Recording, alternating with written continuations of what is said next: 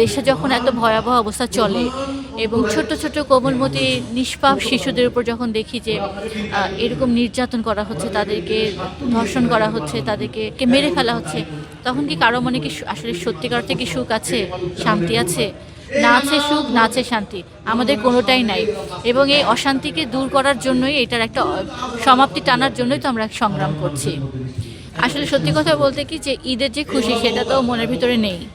আল্লাহ মুমিনদেরকে যেটা বলেছেন যে তোমরা বছরের 2টা দিন আমাদের জন্য যে বলেছেন, ঈদ উল ফিতর আর ঈদ উল আজহা, তোমরা উদযাপন করো, খুশি করো। একটা হচ্ছে পুরো রোজার মাসের পরে, একটা মাস সিয়াম পালনের পরে, আর এটা হচ্ছে একটা কোরবানির পরে। আজকে আমরা যে 2 রাকাত সালাহ কায়েম করলাম, আল্লাহর কাছে শুকরিয়া জ্ঞাপন করলাম যে আল্লাহ আমাদেরকে হেদায়েত দান করেছেন, সঠিক পথের দিশা দিয়েছেন, এবং এই সঠিক পথের উপর ভিত্তি করে যে জীবন বিধান, যেটা প্রতিষ্ঠিত না হলে শান্তি আসবে না, সেটা বুঝতে পেরেছি আমরা মহান ইমামুজ্জামানের মাধ্যমে।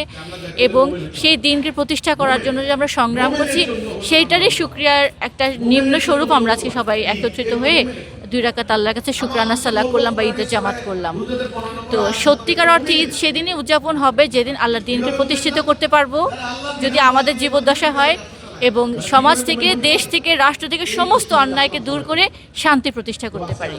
আজকে আমরা যখন ঈদ করছি, এরকম হাজার হাজার বাবা মারা আছে যারা তাদের সেই বাচ্চাদের জন্য তারা কান্না করছেন, সেই শোকাহত পরিবাররা তাদের বাচ্চাদের ছবি বুকে নিয়ে কাঁদছে। এটা তো সহ্য করার মতো না। আমি দেখি গিয়ে যে আবার আমরা সেই জাহিলি যুগে ফিরে গেছি।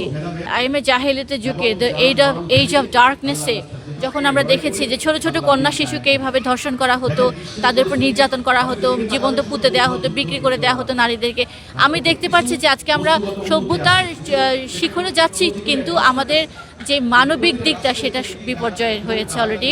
মনুষ্যত্ব নাই, মানুষের মধ্যে কোনো হিউম্যানিটি নাই, মানুষের মধ্যে কোনো লাভ অ্যাফেকশন কিছুই নাই আমি বলবো।